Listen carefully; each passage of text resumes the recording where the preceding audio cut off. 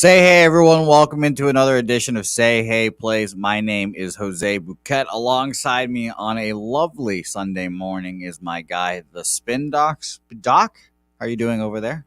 Doing good, doing good. There's an early morning for me. I've already golfed 18 today, and I'm going to golf another 18 pretty much shortly after the show's over. So How'd the golf. first 18 go? The first 9 were fantastic. The Oh, next 3 we won't talk about, and then I finished strong, so it was good. So I okay. played 15 out of 18 pretty well. It was good. Okay, that's good. It That's was hey, good. that's tracking right there. It We're was we're on good. pace.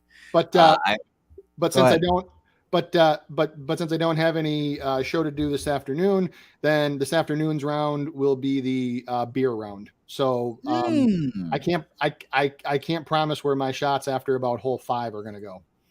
Yeah. That's fine. This morning was the serious round, and now we're just going out there. I love Now we're that. just having fun. We're just having fun. Uh, let's quickly get into Yep. this because we do have a game about to pop off here. But first, I mean, we can't start without the big 60.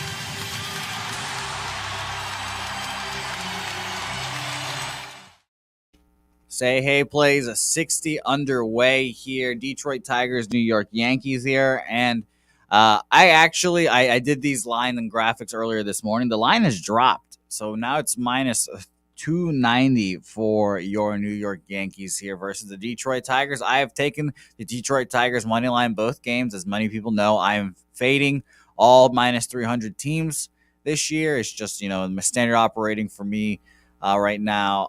I honestly have not bet this game.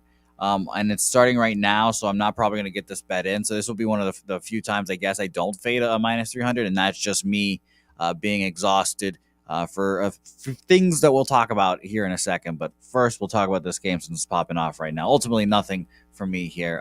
Doc, what about you? Yeah, nothing for me here too. If you're gonna bet anything for, I mean, guys all know that strikeout props are my thing. There is some value on Jordan Montgomery on his over K prop. The problem here is it's juiced at minus 165, which is just disgustingly bad. What I would much rather do is maybe see if you can get something a little better in game. Right now, I have him projected for 4.76 strikeouts. You can probably up that a little bit right now because the Tigers are swinging so god awful atrocious. They're almost last in every swing metric that means anything. They're chasing pitches all over the board, and that's what Montgomery does. He's a chase pitcher. So it's not something that I'm personally playing, but value is there on the over if you can stand to drink the juice. But at minus 165, I would need a much bigger advantage than 4.76 versus a 4.5 line. That's just not enough for me. So I will pass all the way around on this one. Yeah, no, I agree with you. So we'll move on here because that game is popping off like right now. I think that's the Peacock game, I believe. So shout out to them. Let's move on to some interesting action here. And man, oh man, last time we talked about the Angels spin dock, it felt like they were going to the playoffs. Baseball's back in California. Everyone's doing it. It's great. But now they've lost 10 straight.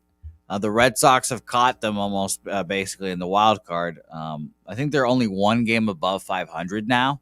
Yep. As well. So it has just been tough sledding. I have absolutely zero interest in the Angels right now. And I was honestly pretty surprised to see the Phillies at only a minus 125 here. Kyle Gibson has been phenomenal this year. I mean, I think he's been great. A 3-2, 3.83 ERA versus the Giants last time out. 6 innings, 3 hits, 2 runs, a home run, 4 Ks, and a walk. And then at Atlanta, he goes 5 innings, 7 hits, another 2 earned runs, 8 Ks, 1 walk there. And I've heard on podcasts I listen to and stuff that Kyle Gibson right now has I think the best slider in baseball right now, and I think that's just a crazy thing to think about. Kyle Gibson with the best slider in baseball, Gibby, in there. So I'm not playing this game, but I'm not going to play the Angels for a long time, or at least until they can put their shit together. 10 straight losses is tough. So pass here for me, Doc. What about you? I am going to make a play on this game. I am going to go with the first half run line for the Phillies, minus a half. It's at plus 112 on FanDuel. I'll make that official. Look, Kyle Gibson, in addition to the slider that you mentioned, over the last 2 years, actually, the guy has just been lights out at home. So far this year, 3-1 with a 2.37 ERA versus 5.70 on the road. WHIP is 0.824 versus 1.69 on the road. I could go on. And then his strikeout to walk ratio at home, 9.33, and on the road, 1.75. That's absurd. And when you're facing a team like the Angels here, who, let's just face it, have been not only have they been very bad, they have also been extremely undisciplined at the plate, making contact inside the zone. These are all over the last 10 days. 30th, which is dead last. Total contact percentage, 30th, which is dead last. And CSW, which is called strikes and whiffs. It's a measure of plate discipline, 29th, which is almost last. They're also 24th in making contact anywhere outside of the zone. I mean, I could just go on and on and on here, but Gibson at home against a team that is just slumping like crazy. And by the way, shout out to the Phillies for doing the smartest thing that this organization has done in a few years. Joe Girardi, actually like him as a broadcaster, not as a manager. Very, very, very glad they made that move for a variety of reasons. But I will take the Phillies here. I will bank on Kyle Gibson at home because he has just been absolutely lights out over the last 2 years. And when he's facing a pitcher like Sandoval, who also has a tendency to be a little wild, his walk rate is only in the 24th percentile. He's averaging his walk rate for the season is 10.8%. That's way above average. And his career walk rate on the road is close to 10% as well. The plus money at the minus a half, I can definitely play that. I liked your breakdown there. I've been trying to, I'm playing it a little tighter today because of how poorly the last 2 days are, I guess. So I don't want to add too many plays. I always sleepwalk into like 7 plays after a show, which is just a bad habit of mine, I guess. I don't know, but I like that play a lot, though. I would definitely lean that way, and if I had forced to play it, I would play that. Let's shout out the chat real quick. Rant says, seems like every Philly games goes over. I do kind of like the over 8.5 here. The Angels pitching has been atrocious, and if Pablo or Patrick, I should say, has a bad start and only goes like 5, it might get tough again. Wallaby King, they sacked Girardi. Yeah, they fired Joe Girardi. And now they won 10-0. And what was the score yesterday? I didn't even see the score yesterday, so it was probably another beatdown. But yeah. And shout out to Kyle Halian, by the way, who I forgot to mention early on the top of the show, gave us Texas money line in college baseball yesterday, or Texas to win. Basically, he just wanted Texas to run line, money line, and they won 5-2, so they cashed all of that. I parlayed them with the Braves, which was more of a sweat than it had to be, but it ended up winning. So shout out to you, Kyle. Appreciate that. And I was in fact in Austin yesterday, and I got home at 4 a.m. And I am exhausted right now. As many people can probably tell, I'm not bouncing off the walls because, there is a NBA Finals game today, Doc. And I have said very, very, very declaratively, and I've put myself out there for a lot of old take exposed, that the Celtics are going to win in 5 games and that the Warriors have absolutely nothing for this team. And it's going to be ugly. So it'll be an interesting I love it. Yes. And I just thank God that I'm not hungover. And I'm glad that I do other recreational things and not drink. So shout out to me. I would not survive if I was right now. Next game, let's talk about the Arizona Diamondbacks versus my Pittsburgh Pirates, apparently. I lost on an Arizona Diamondbacks team total yesterday, and I was like, man, that's what I get for betting against the Bucks. That's what I get. It was a 1-0 game the whole time, and then I look at my phone like 20 minutes or 2 hours later, whatever it was, and I'm like, oh my God, the Pirates won? 2-1? What? I was like, holy cow, this team is on fire. They call up, I believe his name is Jack Swaggerty. That's a ridiculous name. One of their better outfield prospects. He's coming up as well. And I loved his quote. I saw it, and it was along the lines of Pirates fans, like, just gear up because there's a lot more of me coming. There's a lot of good young talent. I mean, of course, what else is going to say? I mean, he's been playing with all those guys, but he is kind of true, right? He's kind of right. The Pirates farm system, I mean, it has to have some fucking talent for how shit they've been the last couple of years. So I am jumping on the bandwagon a little bit. I do like the Pirates. They're growing on me ever so slightly and ever so more. The issue here today is Zach Gallen is on the other side of them. Zach Gallen has been, I think, every gambler's favorite pitcher recently. I see so much love from gamblers for Zach Gallen. 4-0 this year, a 2.32 ERA versus the Braves last time out. And I will say he has hit his first little, wobble of the year.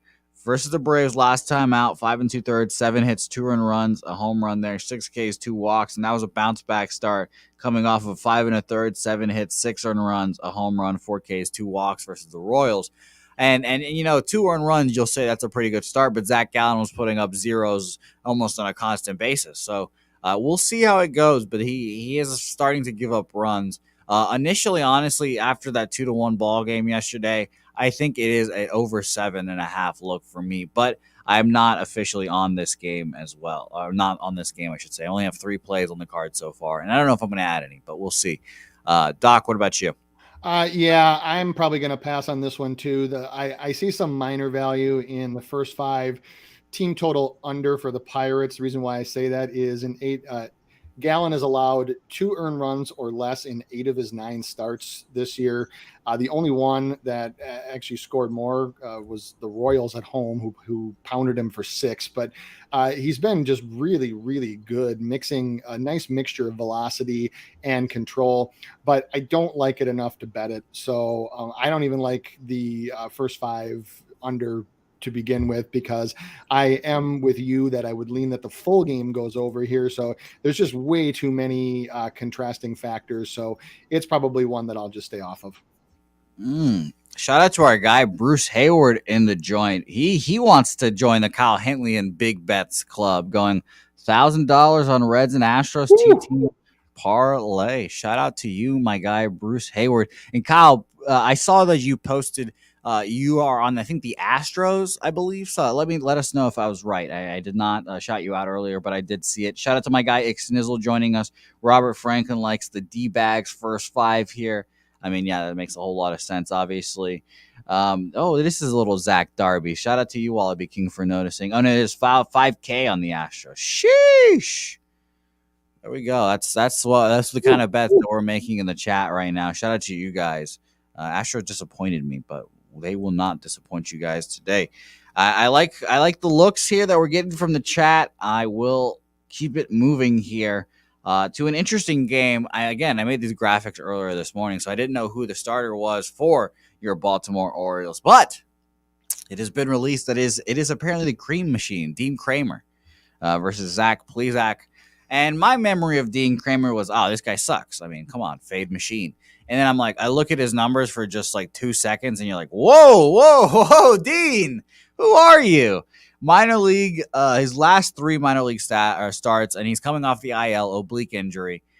His 3 rehab starts. In AAA, his first one, 2 innings, 1 hit, no earned runs, 5 Ks. His second start and I should say his first start was in AA. Second start in AAA on the 24th, 3 innings, no hits, 6 Ks, 1 walk. On the 29th, his last appearance in AAA, 4 innings, 1 hit, 7 Ks, 1 walk. The Cream Machine, maybe he's facing a bunch of slapdick minor leaguers, but the Cream Machine's putting up numbies in the minor leagues right now. And I'm going to be interested to see how he pitches today. And the line reflects that maybe he's got something here. Right now in Bovada, let me double check here. Even money for the Orioles and a minus 120 on Zach Plesac and the Guardians here. And this series has absolutely screwed me. I have bet first 5 unders in both of those first 2 games, thinking I like both these guys. No, his offenses aren't that great, blah, blah, blah. And it just shot over. There's like 9 runs in the first 5 innings yesterday. The first game goes over comfortably. And I'm just like, I now not want nothing to do with this series at all. Because again, I'm fucking sitting here thinking I want another first five under. I mean, I like Zach Plesac. I think he's been good. Last two starts for him, I should say, last start was good. Versus the Kansas City Royals, 6 innings, 5 hits, 1 earned run, 5 Ks, no walks. Sure, I'll take that. He got crushed at Houston for 7 earned runs, but who doesn't? And Kramer's been good, but I'm not going to do it. I'm not going to fall in the trap anymore. I've lost twice on this series already. I'm all set. Pass for me. What about you here, Doc? Yeah, these are two soft tossers that rely on control, and their overall pitch mix is just like, for somebody that studies this as much as me, like they're just kind of So like, four seam fastball, slider, changeup, curve. Kramer throws a cutter. Break and velocity is just average. You just have two average pitchers, and when you have that in a matchup, and the overall lineups for the two teams just look kind of meh as well. It's just a total stay off for me. I don't even know if I probably won't even watch 1 minute of this game to even bet it live. I just want nothing to do with it. Beautiful. Yeah, I don't want anything to do with it either. I agree with you wholeheartedly. Lamont Williams hurting my feelings with his max bet being more, Golden State money line. I think Lamont. I think the Celtics win tonight. There's my opinion on that game. It'll be a sweep. AOD also giving some compliments about me being his long lost brother, apparently. So shout out to you, AOD. And Wallaby King also saying losing unders crushes your soul, especially losing unders like immediately in like the first 2 innings. There's nothing worse. I would say the only thing that comes close is if you have an under that's looking golden, and it's a 1-run game in the 9th, and then the home team ties it up, because then your under's fucked. That's almost. I don't know which one's worse, because by that point you've been invested in the entire game, and had that way too many times, because then with the extra inning rules that your under is probably screwed. Yeah, I mean, I had the under in that Brewers Padres game the other day, Yep. So that's how it goes. That's how it goes. Let's move on to our 5th game today here. Smeltzer and the Twins, Gausman and the Blue Jays here. And obviously Kevin Gausman, I think he's the AL Cy Young leader right now. He's been phenomenal versus the White Sox. Last time out, 5 innings, 6 hits, 3 earned runs, 5 Ks to a walk. So he had a little bit of a struggle spot there for his standards, I guess. At St. Louis, 6 innings, no earned runs, 8 Ks, 2 walks on 4 hits there. Smeltzer has pitched pretty well. I think a lot of Twins fans would say they were not expecting this from Smeltzer. And let's look up real quick Toronto's numbers against lefties real fast. In the Jose split, which obviously, like we've been saying, from June 15th till today, they're 7th against lefties, 141 weighted runs created plus. So they're swinging the sticks against lefties, all right. Smeltzer last time out, 6 2/3, 6 hits, 2 earned runs, 4 Ks, and a walk there at Detroit, and versus the Kansas City Royals, 7 innings, 2 hits, no earned runs, 6 Ks, and 1 walk. I was at that game, the Kansas City game. I was there. There you go. Yes, I forgot. I always forget that you're a Twins fan. I don't know many of them. I live here. Yeah, exactly. Yeah, I don't know many Minnesotans as in general. I know one guy that's a big Minnesota sports fan that's not you, Doc, as well. So that's pretty funny. I'm realizing that. But I guess that you are the Twins fans that I'm referring to when I say that not expecting this from Smeltzer and pleasantly surprised from his performances. So. Yeah, Smeltzer did look good when I saw him in person, but look, like 3 of his 4 starts here. So the first one was against the Guardians, which they hadn't seen him very much, if at all, up until the point that he pitched. And then his 3 starts have been the Royals twice and the Tigers. The Blue Jays at home are a totally different breed. So totally different ball game here. As you mentioned, Gausman, I mean, his advanced pitching metrics are just absolutely unreal. His chase rate is in the 100th percentile, and obviously that means it's the best in baseball. And for a pitcher that gets so many guys to chase so often and throws so many pitches that are out of the zone with that splitter, you would think that his walk rate would be higher. His walk rate is 2.5% for the season, which is in the 98th percentile. It's just disgusting. It's disgusting what he's doing. This is just a bridge too far for the Twins. My God, I would love it if they could beat Kevin Gausman on the road. But they just don't have the horses. Kepler can't play because he's unvaxxed, so he didn't even make the trip. And they're and the reason why that's important is because lefties actually do not strike out and actually hit Gausman a lot better. And that's one of their best overall contact lefty bats. And he's not even in Canada because he can't get in the country. So I'm on the Blue Jays here. The first 5 is a it's a -1.5 at +112. I will put a half unit on that. I don't like taking first 5 -1.5 on the regular, but because of some of the stats you mentioned about the Blue Jays against lefties, Smeltzer's stuff is just tailor-made to just get quite honestly bitch slapped by the Blue Jays. He's a soft tosser. He relies on control. His fastball tops out at like 92, and that is the stuff. Doesn't really have great chase stuff. That is the stuff that guys like Vladdy and guys like Springer, et cetera, can just crush. So I'll do a half unit on the Blue Jays, -1.5 +112. And I think partially the reason why I'm doing that is because it still leaves it open for the Twins to win the game. Because obviously I don't want to cheer against my team, but the Twins don't have enough solid left-handed bats today, I think, to throw in the lineup to hang with the Blue Jays. Yeah, no, I agree with you. Gausman's been ridiculous. There's been some movement to Gausman. He's a -240 now favorite on Bovada. I looked at a team total spot, but they're all pretty high as well. So I think my only look here, if I had to play something, would be the over. Gausman's got touched up for like 1-2 runs. If you get something like that and hope that he goes 6 and maybe you can get some love from the bullpen on the Blue Jays, maybe the Twins can get some runs there. But I guess lean towards the over there, but nothing for me there. Let's move on to a game that I have something on here, and a game, let's just say a series that I've been on throughout. And you guys know how I feel about Yarbrough. The guy I've been trying to fade this whole year, and he's been shoving it to me after his first start. I don't like how he pitches. I hate when he pitches against the Red Sox. He slows the game down. It's so annoying. I hate it. And he's going against a White Sox team who allegedly crushes lefties. We will say allegedly because, they were good last year. This year, during the Jose split, they're 15th, 109 weighted runs created plus. So that's okay.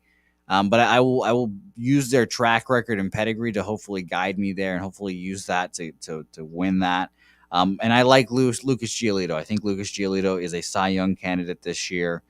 He had a bad start last time out at Toronto. 6 earned runs, 2 home runs, 8 hits, 4 2/3. I hope he picks it up soon because that Cy Young bet will blow down the toilet very quickly. But I like Lucas a lot. I think he'll bounce back here, and I'm trying to look up these stats. The Tampa Bay Rays against righties in the Jose split are 21st, 92 weighted runs created plus there. All that to say, I'm on the White Sox first 5 money line here at -120. I stayed off the full game because the White Sox bullpen is a little trepidatious right now, scares me a little bit. And I don't trust Tony La Russa, I guess, and in the games. I only want Lucas Giolito to have the ball. So first 5 money line for me for the Chicago White Sox here, -120. What about you, Doc? Can't disagree with that. Yarbrough is just a gross pitcher. He's just gross to watch. He just doesn't have anything overpowering. All of his breaking stuff, the breaks on it are just meh. He's just one of those guys where if you do bet on him, you're just always waiting for the other shoe to drop because like I said, he's the kind of guy where, when I look for, especially for first 5 pitchers to back, I look for guys that can have that have either great control with a variety of pitches or that can just rear back and can just blow 95, 94, 95 past guys. And Yarbrough doesn't either of these things. I'm not on this one, but I don't blame you a bit for taking the White Sox here. Not at all. Yeah, and Gordo Hernandez is in here and putting out his. This is Gerardo. I put him Gordo. Gerardo Hernandez in here, giving out his plays as well. No run in the first inning in this game. I like that as well. Minus 135. Usually, I would expect that to be like a minus 160, to be honest. So I like that, but I am off the Yarbrough train. I don't like him. I'm fading him here. Yeah, I was just gonna say the fastest velocity that Yarbrough gets up to on the gun is 86. So I was gonna guess that, son of a bitch. He doesn't even throw 90 miles an hour. And his so I think Rich Hill touches 90. I think even Rich Hill can touch 90. I saw Rich Hill get to 94 on the gun. Now they might have been being generous because it was in Boston, so it might have been hometown velo guy, 94? But 94. And I'm like, is that right? I'm like, did they put their thumb on the scale or something like that? But yeah, 94 one time. But just real quick about Yarbrough, his cutter, the break on his cutter is 113% below MLB average. The break on his curveball is 11% below average. I mean, we don't need to spend any more time talking about this guy. His stuff is just gross and not in a good way. Yeah, and he's pitched well. I mean, we will say this, just last thing on him. He's pitched well. I mean, last start, 6 2/3, 6 hits, 3 earned runs, 2 home runs, 3 Ks, 1 walk at Texas. And then versus the Yankees, he only gave up 3 runs, only 2 of them earned on 2 hits. So in 5 2/3 and 5 1/3. So he's had his moments, but I will continue fading away here.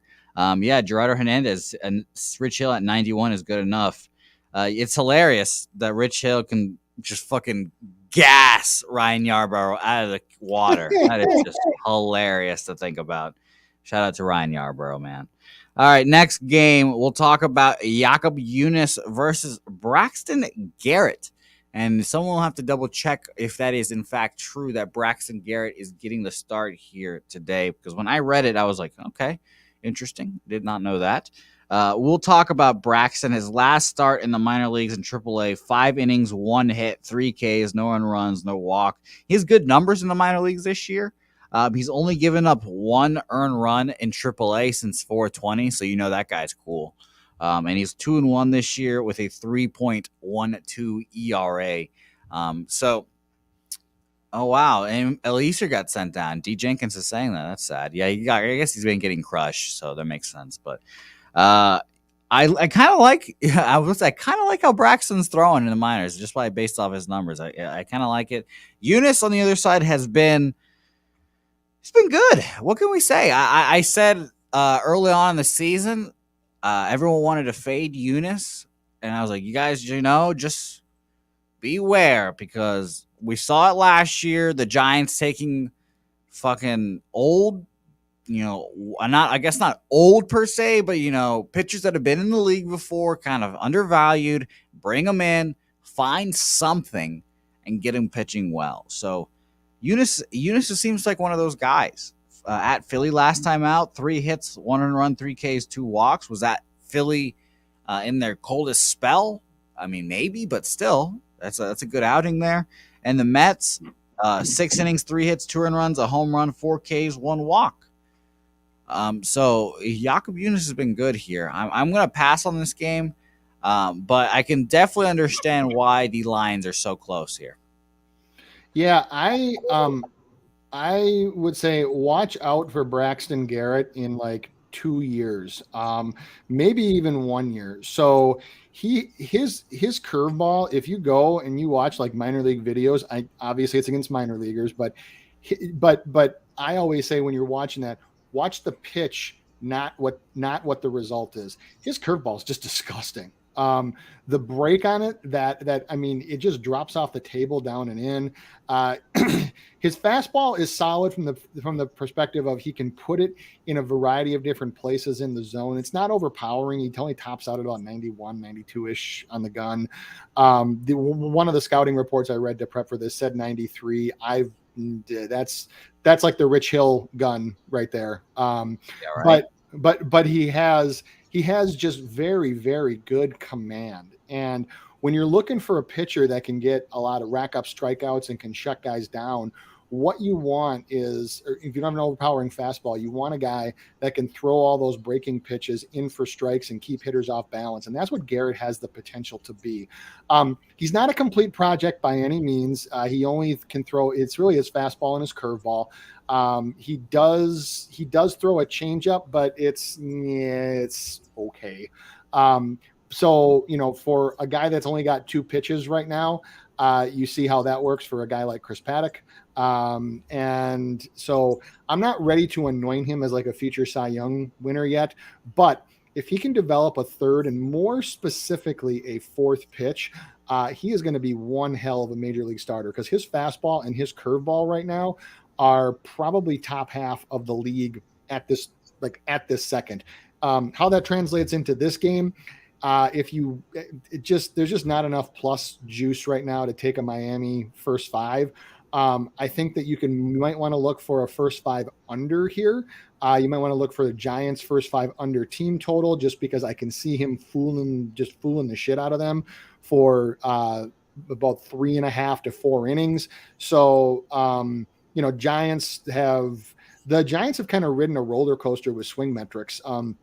They started off just atrocious when they were in the bottom 20s for pretty much everything. Then they rose up to the top 10 for a while. Now they're back in the middle of the pack and in the mid 20s. So when you're facing a pitcher, especially when you chase as much as they have been, and that has such a nasty curveball like Garrett, I can see him, like I said, for about 3.5, maybe 4 innings, shutting them down. So if you want to take a flyer on a Giants team total under for the first 5, you can. It's not something that I feel strong enough about, because he is so young and the Giants have a reasonably seasoned lineup. This could be a game where he goes out there and just gets hammered. So understand that if you play it, it comes with considerable risk. Yeah, I kind of do like a first 5 under here. I kind of do like it, but I as well do not have enough fortitude to take it, unfortunately. But no, I can't do it. We'll move on here. Washington Nationals, Cincinnati Reds here. Luis Castillo, Patrick Corbin here. 1-8. Oh my goodness, Patrick Corbin, 1-8. It's getting up there. Ultimately, I had nothing on this game as well. Corbin's last 2 starts at the New York Mets, 4 1/3, 12 hits, 7 earned runs off only 1 home run, which is not a good sign. 6 Ks, 2 walks. Versus the Rockies at home, 6 1/3, 7 hits, 3 earned runs, 3 Ks, 2 walks. And Luis Castillo has been phenomenal this year. He dazzled the Red Sox, a Red Sox team that just historically does not hit Luis Castillo. I don't know who got that hit. I don't remember who got the hit against him. But coming into that game, Doc, the only player on the Red Sox roster that had faced and gotten a hit off of Luis Castillo was Nick Pivetta. It was just a bad matchup there for the Red Sox. I do like Castillo. I hope that the Castillo does get traded this trade deadline, just ideally anywhere but the Yankees, because I want to see him pitching on a good team. I'm off of this game, but Bruce Hayward, and I've seen a lot of people on Reds run line, money line here, but I don't hate it. I mean, I can obviously see why. At home, the bats have been doing well. Let me just look up Reds against lefties during my Jose split, just to hopefully get you guys going even more in the chat. They're 19th, 101. So I mean, that's okay. They're at least above average by 1%, but at least above average. And the Reds against, let's look up here. Sorry, yeah, I thought Luis Castillo was a righty. Just wanted to double check. 23rd, 87 weighted runs created plus. So I definitely could see why you guys are all over the Reds. I would be on the Reds too if I had to make a play here, but I'm off officially here. Doc, what about you? Yeah, it's a red spot for me, but I'm off it only because of the juice. It's hard for me to pay minus 140-ish or worse for the Cincinnati Reds, even though they have been a lot better. And Patrick Corbin is just god awful bad. He's probably one of, if not the worst starting pitcher in baseball. But oh my God, he's getting paid so much for so much longer, and that's why he's still on a major league roster. So I I actually would not be surprised if Jose, we talked before the show about like I coined the phrase last year for a little while, having a Luis Castillo start, which is where the starting pitcher gets just obliterated for like 5 to 7 earned runs over 5 innings, but then strikes out like 6. I would not be surprised if Corbin gets something like that today. So I might look for a Reds first 5 over spot, but betting on Patrick Corbin at this stage, to do anything but suck, you just can't do it. We don't have enough time on this show to get into how bad all of his advanced metrics are. They are just absolutely horrific. Even when you look at, chase rate 34th percentile, whiff rate 24th percentile, walk rate 40th percentile. I mean, for a guy that's as veteran as he is, he's still walking almost 10% of hitters. So, and his strikeout rate's under 20%. I could go on and on and on, but it's not necessary. Y'all know Corbin sucks. So this is, there's no official play for me, but I agree 1000% with the chat. Reds all the way here. There's just no part of me that wants any part of Patrick Corbin in any fashion.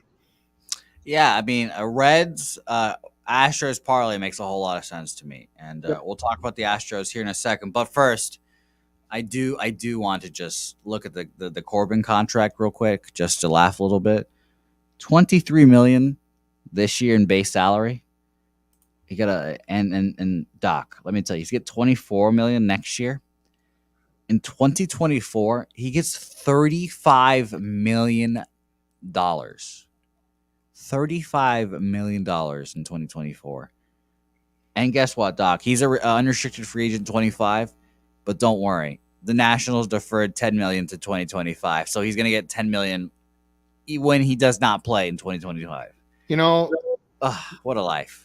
This might be a situation where like Bobby Bonilla and him might actually make sense just to get him the fuck off their roster because it's tough. because I've seen people have even like asked like, well, how is he still on a roster? And they should watch the clip of what you just said. Like, this is why he's still on the roster, because the Nationals are paying him so much they don't have a choice. Absolutely. It's the same thing that happened with Pujols on the Angels for the longest time. I mean, they couldn't release him. They couldn't do anything with him because he was paid so much money. And it's actually what's going to happen with Anthony Rendon too. He's going to be hurt all the time, and he stinks. And they just did it all over again with him. So crazy decisions there by the Washington Nationals, and no wonder the Nationals owner wants to sell the team expeditiously. Let's move on. Next game here, Astros Royals, and like we said, it makes a whole lot of sense if you're on both these money lines here. The Astros absolutely shit the bed yesterday. I had them -1 first 5, my first time doing that all year, and they just refused. They didn't bring the bats. They just did not bring the bats, and Chris Bubich looked like fucking Cy Young, I guess. I did not watch a second of that game for 2 reasons. 1, I was in Austin last night. And 2, this game is always blacked out in Texas because blackouts are stupid. And I don't pay for cable. Why would I do that? I just can't believe that they did not bring the bats last time out. And you guys know Framber Valdez is probably my second favorite lefty in the league. Him and Max Fried are right up there. He's complete game last time out at Oakland, only 2 hits, 1 earned run, 7 Ks, 3 walks. At Cleveland before that, at home, 7 innings, 7 hits, 3 earned runs, a home run, 4 Ks, 1 walk. My only concern here, if you're an Astros backer, is that Framber sometimes pitches down to the level of his competition. He's definitely, I could see him definitely being like, man, it's the Royals, whatever. We're not going to take it as seriously, and he gets crushed. I've seen that happen before. So I'm not on this game, obviously, but if you're taking the Reds Astros parlay here, I don't hate it. Shout out to Bruce Hayward, who's got big money on that. Yeah, I'm just gonna vent for just a quick second because my VIP K-prop card yesterday was undefeated going into Bubich's last inning for that game. And he had 1 strikeout. We had under 2.5 strikeouts at a juicy plus price of 135, which you almost never get for a K-prop, and facing the top of the order at 90 pitches. and fucking Altuve, who hadn't struck out in 3 games, whiffs against him, and then Gurriel whiffs on the last pitch of his outing to just kill the prop. So I have a severe bone to pick with the Astros right now. If they cash our bet today, because I would agree 100% with the Astros here, then all will be forgiven. But I was I watched that like it was like watching a car. It was like watching a car crash unfold, because as soon as he struck out Altuve, I was actually watching it with my wife, and I turned to her and I'm like, "You know how this ends?" She goes, "Well, you still have one more strikeout to work with." I'm like, "Just watch." And she's like, "How do you know that?" I'm like, I've seen this movie before and I know how it ends. So the Astros can redeem themselves today, but right now I am really, really pissed at them, because how on earth you let Chris fucking Bubich strike out 2 of your top 3 hitters in 1 inning is beyond me. Yeah, it's crazy. And for Wallaby King, no, I don't close my eyes when I watch K-props. I watch it till the bitter end. I swear a lot, but I don't close my eyes. No, I should say no Michael Brantley today. I don't really think that matters, truthfully. Standard day off doesn't really affect my capping there. He's good, obviously, but the only thing I guess would be an under 2. If you think that Framber's going to dominate, 9.5 is pretty high. Maybe the Astros do all that scoring by themselves, but 9.5 is pretty high. Pass game for me, lean towards the under. Framber Valdez is a beast, obviously, and maybe we can get a K proper to Astros. Let's figure that shit out now. All right, let's move on to the next game. The Padres and Brewers, a fantastic pitching matchup. I think Eric Lauer has secured 3 on the 3rd spot on my favorite pitchers, my favorite lefties. He's been great this year. He had a little bit of a wobble at the Cubs last time out. 4 innings, 5 hits, 3 runs, 2 of them earned on a home run there. 6 Ks, 3 walks at St. Louis. And it's very rare you see a lefty go into St. Louis and come out alive. 5 innings, 4 hits, 2 earned runs, a K, 4 walks, but he did pitch well. Mike Clevinger coming off the IL with a triceps injury. He pitched well last time out, even though his tricep was barking a little bit, apparently. 5 innings, 1 hit, no earned runs, 5 Ks at the Philadelphia Phillies. I don't really know what to expect from Clevinger, to be honest. I would look at a first 5 under here would be my first instincts. Let me look at a first 5 under. Probably a 4 as well, but both of these squads obviously can hit. Doc, what do you think about this game while I look up these numbers? Oh, actually, the number has dropped too. The full game has dropped to a 7.5, even money for the under, and you can get a -120 for the 4 first 5. What do you think about this game, Doc? 2 elite pitchers. First, I see it in the chat. Kyle asked, am I on the Astros? Not officially. However, I 100% back you guys' play, and I'm probably going to just take a small piece of it myself, maybe include it in a parlay or something else. So it's not an official show play for me, but I 100% back it. So now, as far as Clevinger and Lauer go, yeah, Clevinger's pitched pretty well. His home road splits are pretty decent.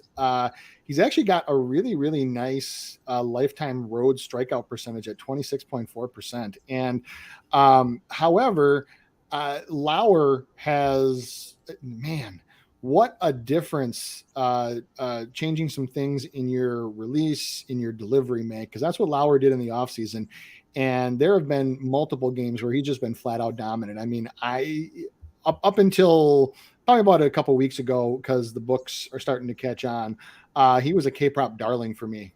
His lines were just set based off of a lot of last year's stats. And the changes that he made, I mean, we were just cashing over after over after over. It's a lot tighter now. I don't have anything from a K-prop perspective for this game. Lauer, I have projected at about 5.68 Ks. The line's 5.5. That's just one that I probably don't want a whole lot to do with. Clevinger is pretty much the same thing. The lines are set very, very accurately. So this is probably a pass for me. If I was leaning one way or the other, I would probably lean Milwaukee first 5 because they have been a lot more disciplined at the plate lately. They have been one of the reasons why I could never back Milwaukee on a first 5 bet is because they would chase too much and they would strike out too much. Been a lot better lately. They're 8th, 9th, and 9th in all of the contact metrics, outside the zone, inside the zone, in total over the last 10 days. And they're actually swinging. They're actually top 10 in overall plate discipline. So swinging a lot better, and against a pitcher like Clevenger, that can maybe reap some benefits. But I don't really want to try to read the tea leaves on this one, so I'm probably off of it. But a lean, it's just a lean for me, would be a Milwaukee first 5 bet. Yeah, I mean, I'd agree with you. I think Lauer is phenomenal. So I agree right there. I was scrolling up in the chat. I forgot. Someone said something earlier. I think it was interesting. I forgot who it was. I can't find it right now. But they mentioned I think it's Wham who originally says the shout out to Trot Wham. But it's basically like if you see a play trending on Twitter, I'm faded immediately. Just bet the other side. Bet the other side immediately.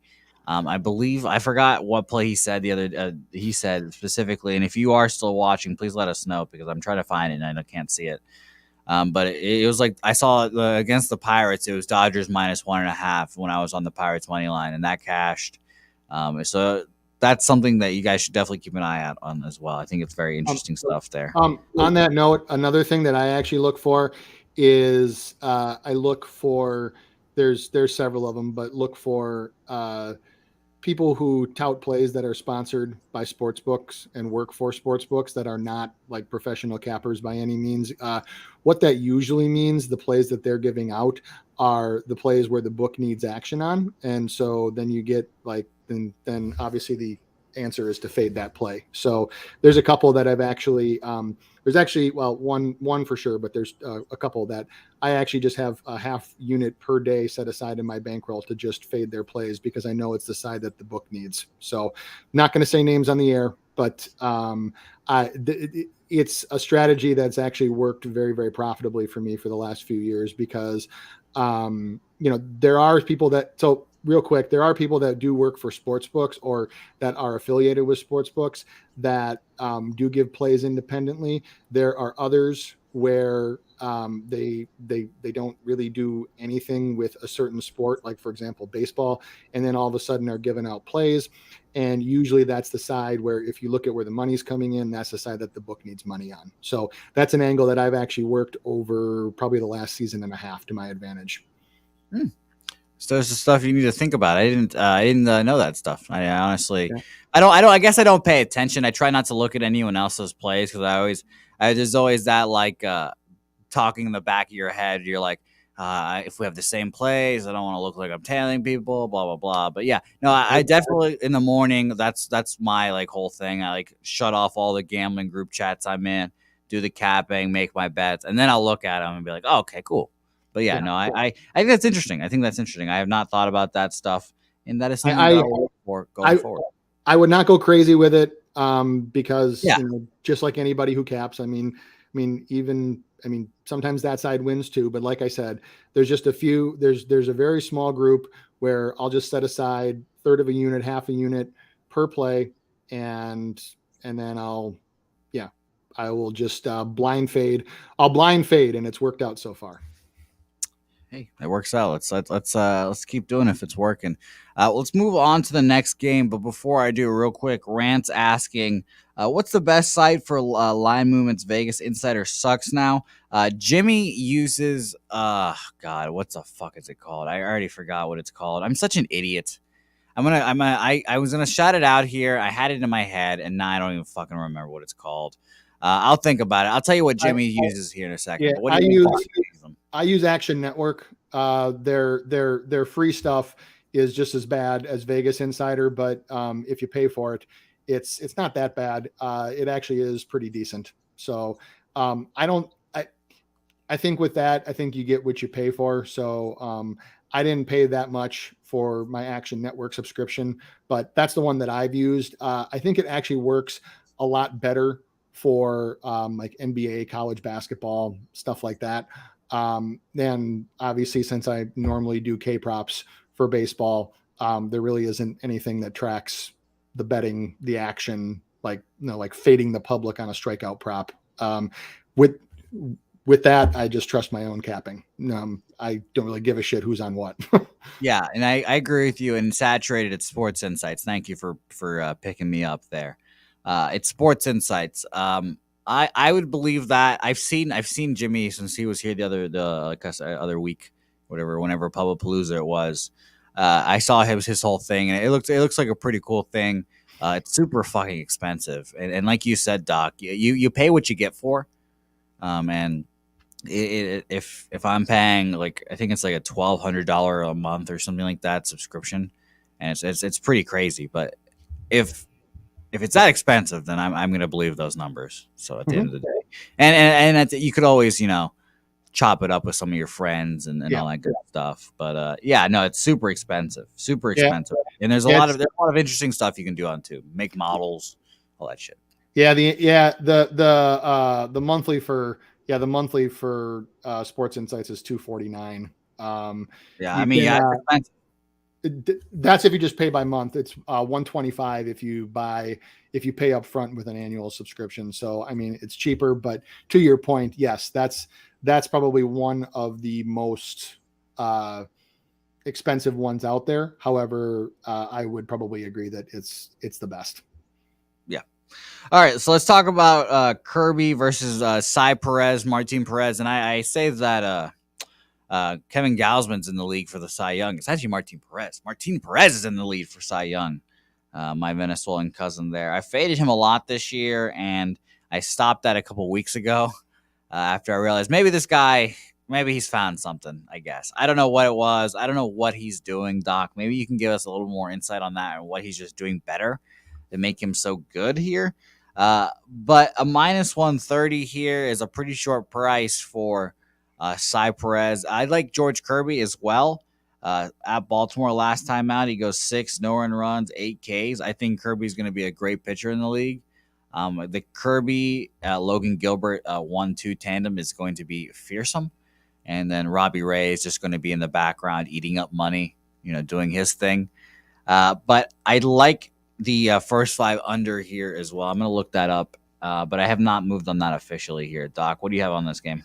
Yeah, so real quick, I can tell you exactly what Martin Perez did. So he did what several guys did this year, like Lauer, like Kyle Wright, in that he has changed his pitch mix to completely benefit him. So pretty much like clockwork for the last 3 seasons up until this year, he threw cutter, sinker, changeup, and his cutter is, I mean, it's decent, comes in at about 90 miles an hour. It's got decent break, but it wasn't really like a pitch that you would want to lead with to get strikes. So what he did was he changed to a sinker and actually added some additional vertical movement onto his sinker.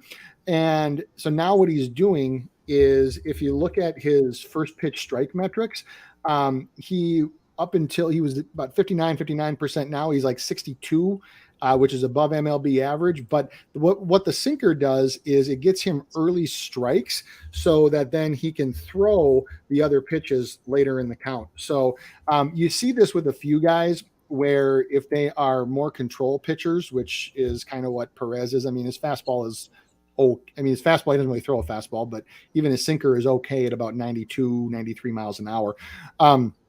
So the sinker changeup combo is what a few pitchers have done this year, because if they come off your hand looking the same, one drops, the other one stays or cuts up in the zone, makes it really hard for hitters. And so his changeup has a 32.8% whiff rate and an 18.5% put away rate, which is the percent of time he strikes a guy out on 2 strikes. Both of those numbers are up from last year. So changing his pitch mix and then also changing just a few subtle things in the location of his pitches has made all the difference in the world. Now, the one thing you got to watch out for is later in the season, if guys can catch up to that, because obviously then you have stat reports, you have film, divisional opponents will have seen you a few times. However, it is just working wonders for him right now. I'm not going to say that he's going to continue at this like Cy Young like pace, but I think that the pitch mix works extremely well for him. And I would not be surprised if he ends up just having a really good overall solid season. Yeah, man, I think it's kind of frustrating watching Perez do this, obviously, because last year on the Red Sox he wasn't great and they couldn't get this out of him. But it makes me happy to see, man. It makes me happy to see Jeffrey Moore saying, "Is anyone else in the Reds?" A lot of people in the Reds. A lot of people in the Reds. Jeffrey Moore and Wallaby King. An interesting note here. He says this is the most expensive the Rangers run line or the money line has been all season long.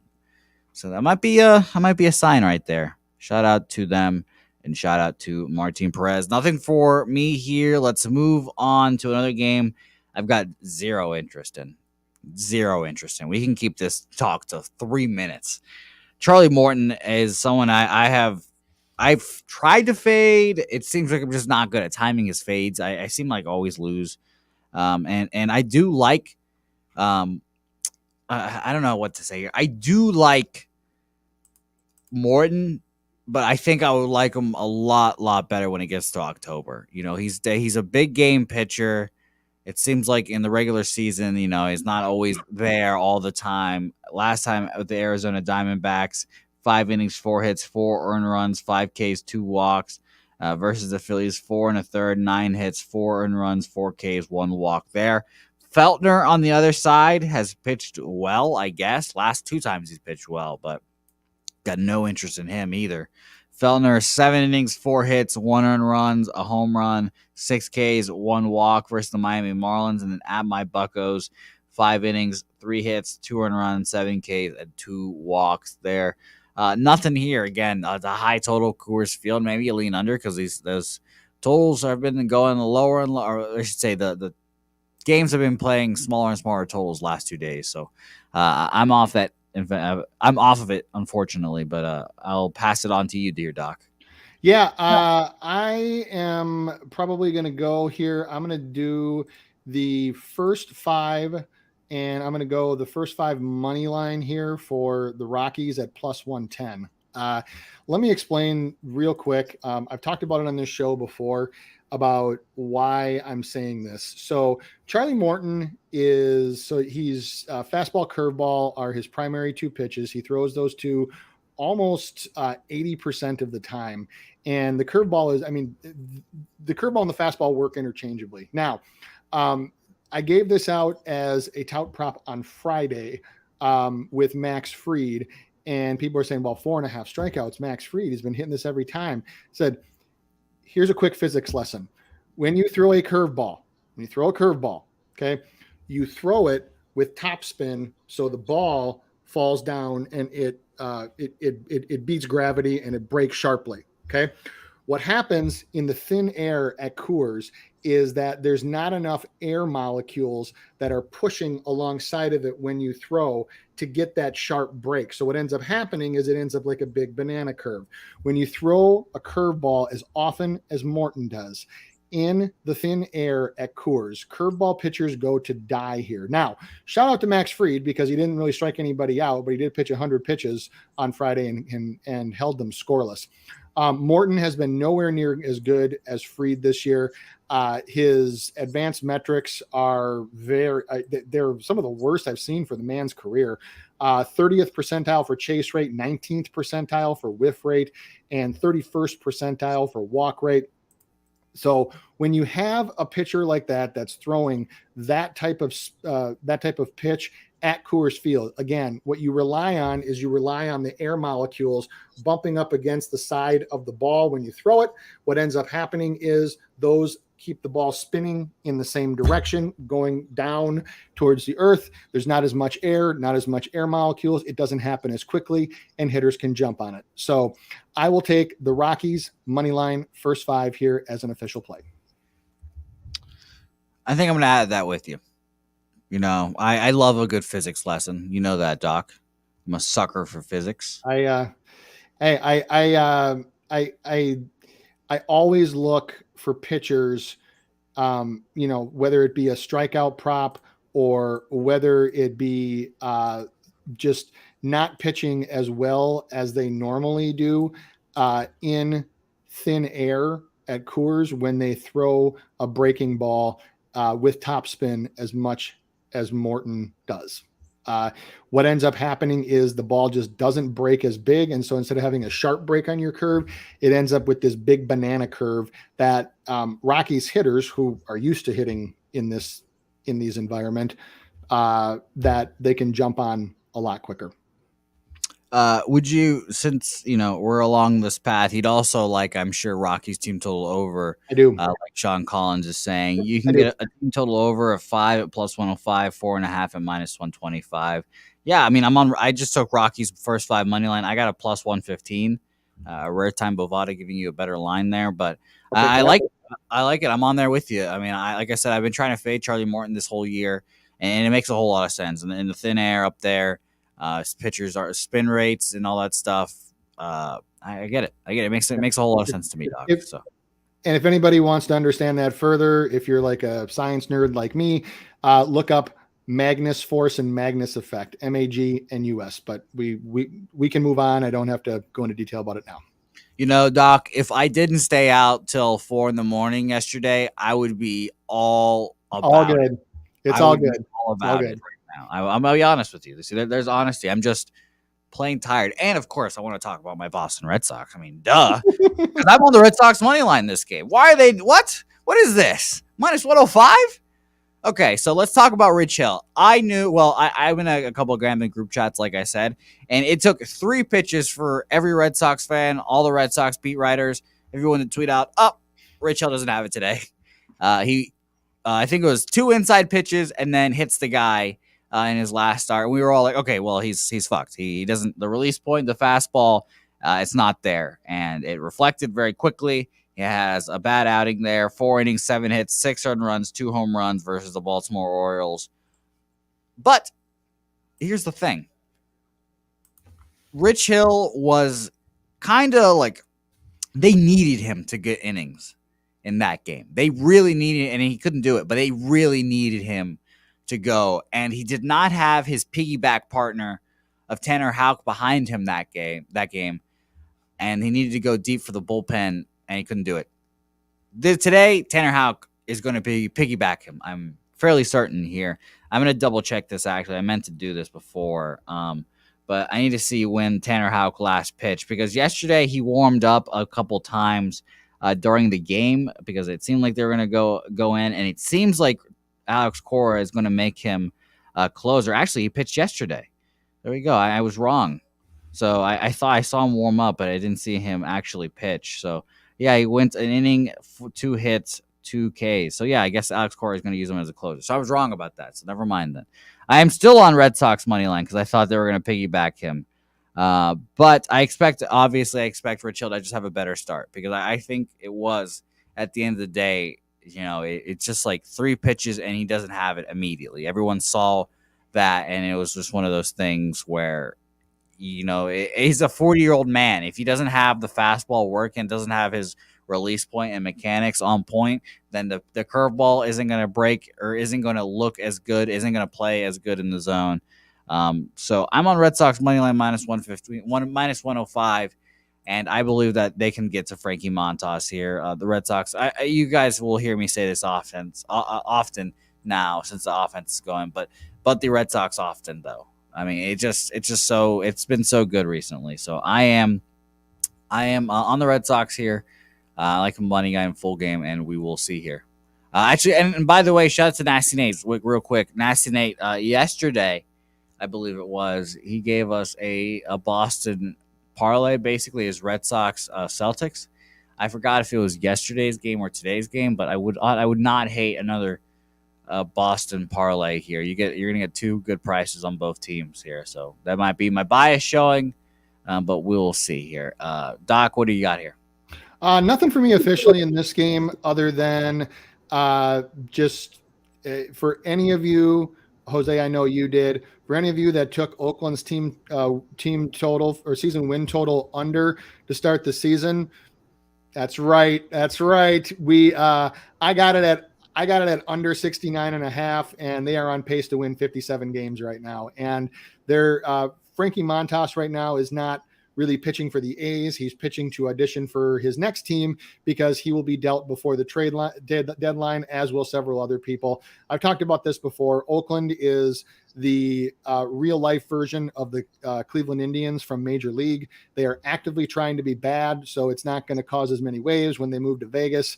Their owner has been in a fight with the city to build him a stadium. They're not going to do it, and they're not really going to invest much public money either. So he is I truly believe this, that they are actively trying to be shitty so that they can pack up and move to Vegas. So I can't pick Oakland in any circumstance ever.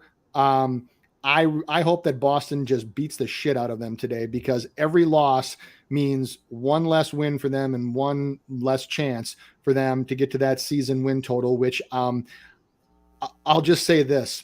I'm heavily invested in. All of the K props that I give out, I have more bet on this season win total than I usually have in K prop action in a day. So we'll leave it at that. Yeah, I mean, I agree with you. I was right there with you. I was preaching the whole time with you. The A's owners do not want this team to win. Nope. They don't want their fans to come out, and they want to move. So yeah, no, I'm right there with you. I agree with you wholeheartedly. So let's move on. Last two games, the best series that we've had the last couple of days. Mets Dodgers. Dodgers take the first two, and Mets come back and win the last one. Walker Buehler, by the way, officially on red flags alert. When you give up some runs against the Pirates, that's fine. That's fine because it's the Pirates. But when you start giving up runs to the Mets at home, Walker, that's an issue. So we need to get that in, because if you can't hold down a team like the Mets and you get touched up with the Buccos, we'll see here. Walker, Julio Urias as well got touched up by the Bucks last time out. Julio went 6 innings, 4 earned runs, 8 hits, 2 home runs there, 8 Ks, 1 walk. Trevor Williams on the other side, not great. Like I said, I think it was yesterday, the day before. If we had one of Scherzer or DeGrom, this series would be more interesting, but it seems like it's going to be a 3-1 Dodgers win here. I've got nothing on this game. I would lean towards an over again here, just because Julio not pitching, or did not pitch great last time. Maybe he bounced that back. Maybe he doesn't. Who knows? The Dodgers bullpen probably got used a lot yesterday, so I would be on the over, but no play for me here. Yeah, I'm probably gonna give a small play here on the Mets. Urias has been not good. If you compare his stuff to last year, his break is down, his velocity is down. His velocity on his fastball is down by almost 2 miles an hour. His velocity on his curve is down by almost half a mile an hour. And you might even think, oh, it's 0.5 miles an hour. Even like 0.2 of a mile an hour makes a huge difference for these guys. So you compare it to last year, guys were hitting 155 off of his curveball with a 233 slugging. This year so far, 235 and 456 slugging. The reason being, one of the main reasons being, is because his curveball had 42.3 inches of vertical movement last year and 15.8 of horizontal movement. Both of those nowhere near it so far this year. He's been all over the place. So I am going to go with Mets full game here, and I would just take it for a half unit on this one. So I'll do Mets full game at plus 158. Yeah, I like it, Doc. I can't take anyone, or can't talk anyone off the dog there. Trevor Williams does scare me. But if he can hold them together, the Dodgers offense has not been the best recently. We all know that. Let's see. Since the Jose split, they're still third against righties, 135 weighted runs created plus. But, last couple of days have been rough. So we'll see here. We'll see. It's going to be a great game to watch. If only Trevor Williams was not pitching. Last game on our slate. I've moved on it officially as well. Cardinals team total over 4.5 at minus 120 for me. Justin Steele, he's a lefty. That's really all I have to say about it, to be honest. Justin Steele is a lefty. I do not trust any lefties against the Cardinals. I didn't take Cardinals side because I don't like betting against or betting on Wainwright on the road. Even though he's been in Wrigley Field probably hundreds of times. I can actually probably look up his stats at Wrigley real quick, but I I just like the Cardinals today. It just really is. It's simple as Cardinals against lefties are always will be a bet for me in some form or fashion. And 4.5 was a little juicy, but I took it, and I considered going a 5, but I just decided I wanted to take the 4.5. I didn't want to have to deal with 6 runs there, but yeah. So 4.5 for me, for you, for what about for you, Doc? Yeah, not only is Justin Steele a lefty, he's not a particularly strong lefty either. Extreme, he's a soft tosser. His stuff is just very, very average. His fastball only tops out at about 92 and a half. Break on all of his pitches. For the majority of them, it's under MLB average. And so if you've seen the Cardinals tear up pitchers like Carlos Rodon, and other very, very solid lefties. So and then you also couple that with the fact that they have their guy on the mound. Waino is just this ageless wonder who, if you look at a lot of his advanced stats, have gotten better every single year over the last 5 years. So he's getting better with age. I don't see how you can go anything but the Cardinals here.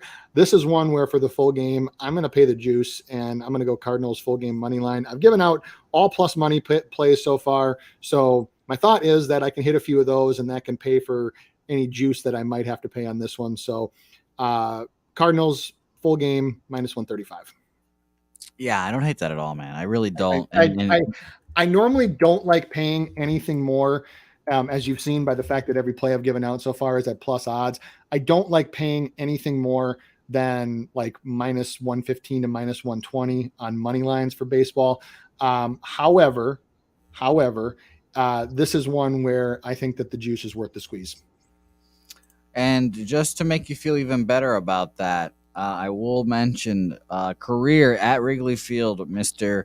Adam Wainwright, 12-5, a 4.06 ERA, and 142 innings pitched. So he's been there a lot. Last 2 years, well, I should say last year. So I'll make you feel better. We won't talk about 2019 and how we went 0-2 with an 8 ERA at Wrigley. We won't talk about that. We'll talk about 2020. How he went 1-0 with a 2.4 or 2.84 ERA and 6 innings pitched, 2 earned runs there. So I like Waino today, and I like the Cardinals bats especially, Doc. I like the Cardinals bats especially. So yep, me too. Going to be a fun afternoon, Doc. I thank you so much for joining me.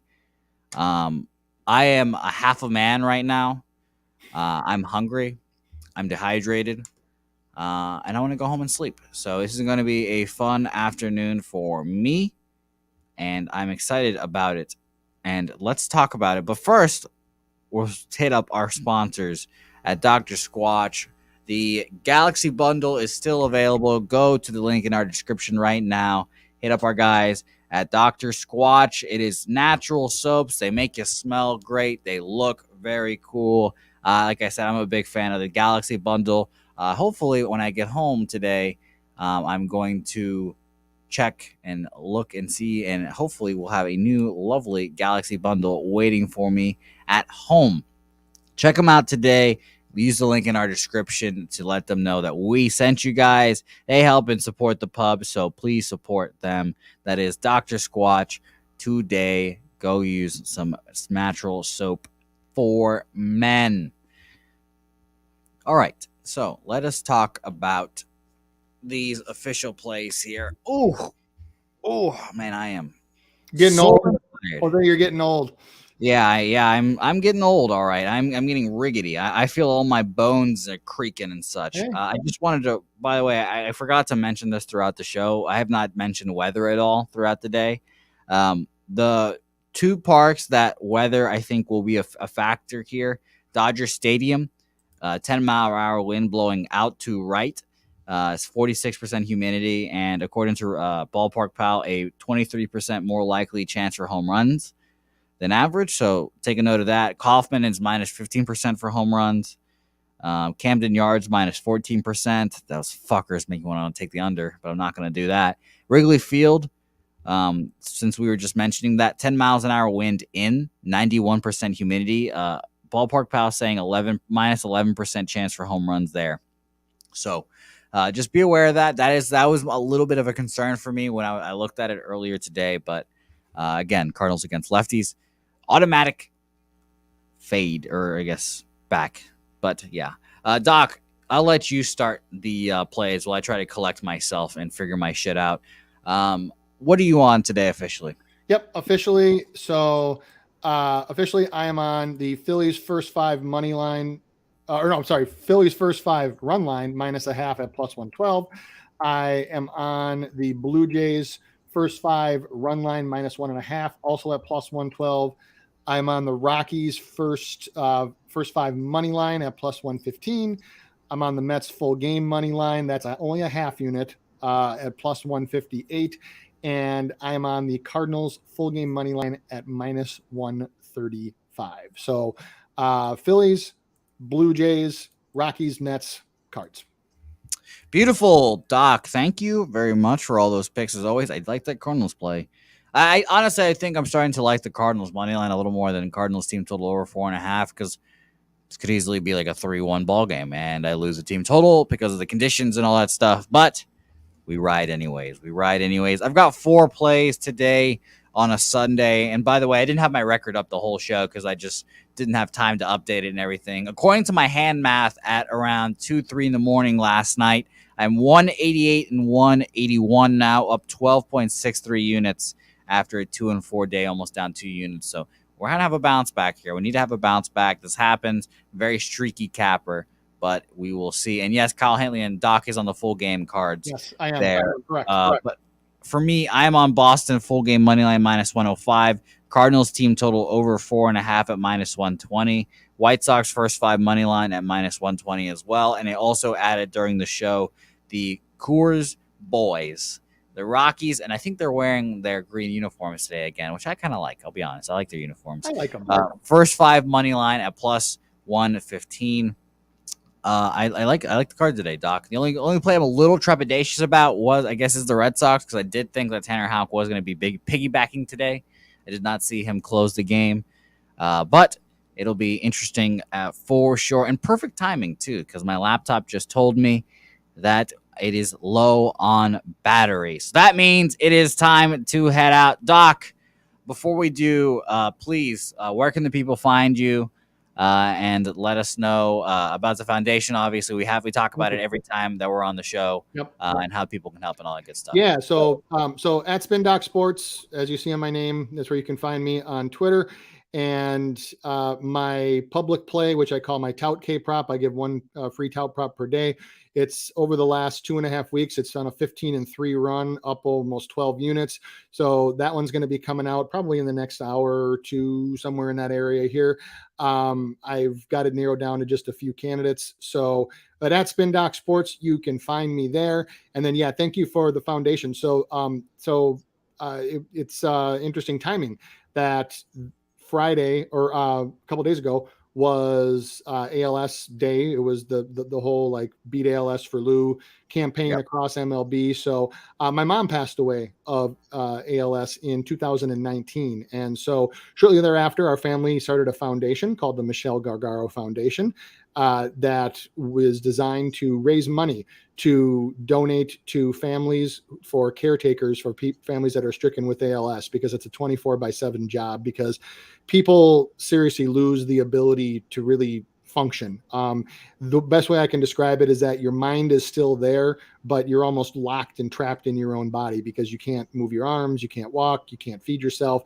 So it's a pretty exhausting thing to care for somebody with ALS. So the foundation has provided families with various caretakers and respite care and things like that. So on Friday, we have the first annual Michelle Gargaro Memorial Golf Tournament here in Minnesota. So it's on the 3rd Or no, sorry, on the 10th. On the 10th, yeah. It's the first annual Michelle Gargaro Memorial Golf Tournament. We got a ton of people signed up. We're going to have well over 125, 150 people there.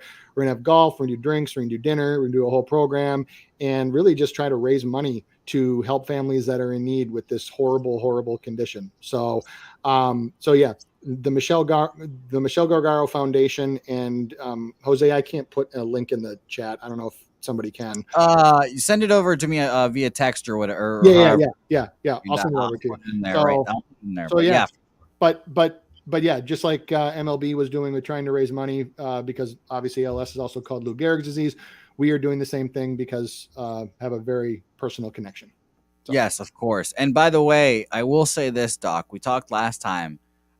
Picked up golf and picking up golf. I'm on one of my goals. I'll tell you this now. One of my goals is to play in next year's tournament. Hopefully, I assume there is going to be a next year's tournament for sure, Doc. And I'm going to be there. I'm going to be in the Minnesota Lynx with you guys. And I'm going to play in the tournament next year. That is one of my goals. I love it. For sure. I'm going to do that. It's going to be great. Kyle Hintlian, he's going to send me the link. I have it now, and I'm going to drop it in here now. Thank you all very much. Yeah, and even if you can't donate, even just sharing, raising awareness. ALS is still a disease that it's not very well known because it's relatively rare. There's about a 1 in 200,000 chance that anybody in the general population will contract ALS at any point in their life. So, it's just not very well studied, very well known. So that's what we're hoping to do is raise money to help people with the families that are stricken or someone who's stricken with the condition, and then also to raise money for research to hopefully live one day in a world where ALS does not exist. So appreciate you all. Thank you so much. Yes, of course, Doc. Whatever we can do to help, we do. So thank you for joining me as always. I hope to hear about the tournament. I want to get you on next week, ideally, so we can talk about the tournament after it's done. I want to hear about it and how you did, of course. Your scores and all that. I want to hear about that. Now I understand. And I'm like, Doc playing 2-a-days golf? What are we preparing for? The U.S. Open? No, it's actually. I got to get ready. I have to represent my family. I mean, of course. I would be in the same position. I'd be like, damn, I'm putting on this tournament. I have to win this bitch. I gotta at least place top 10. God damn. So yeah, I love it, Doc. I can't wait. I'll be for sure. I'm gonna try to be in it next year. I'm gonna get my golf game up to a respectable level. And I cannot wait. Shout out to Nasty Nate, Kyle Henley, and everyone for joining us. Ron Walsack, Nasty Nate talking about the Boston parlay. Nasty Nate, I'm going to silently bet that parlay. I'm not going to make that official because I'm already on Red Sox money line, obviously, but I'm going to quietly bet that Red Sox Celtics parlay for sure. Shout out to Real Deal Prime, AOD, all you guys for joining us. Wallaby King, Puzzler joining us the whole day. HD Tube, Craig, Wood, all you guys, D. Jenkins, Michael Orvalina, Jake Burns, all you guys, Robert Franklin, Roger That 215, Abel Alvarez, Johnny Gonzalez. You guys have all been great. Of course, you guys make this show worth doing. Good. Thank you for joining us. Sean Collins, Reginald Luker, Benjamin Mills, Jeffrey Moore, Don Mack, all you guys, a bunch of great names in the chat today. It's been great as always. 60 of these things in a row, man. We've done 60 tonight. Today, one of the toughest. Yeah, hey, I'm trying to be. I'll take Albert Pujols' nickname from him as well, and I'm gonna take a Cal Ripken Jr. streak from him too. That's next on my list. So I cannot wait. 60 of these things done. 61 tomorrow. It's going to be a fun show. 5:30 Eastern, 4:30 Central. I love Mondays. Sorry, I'm not going to change the schedule so I can do early shows on Monday because Mondays are my chill day in the morning. So we appreciate everyone for joining us as well. We'll be back, like I said. Don't forget to say hey on social media. My name has been Jose Bouquett. Follow me on Twitter at Jose Bouquett. Over there's the Doc. Follow him at Spin Doc Sports. And we will see you guys tomorrow. And until then, peace.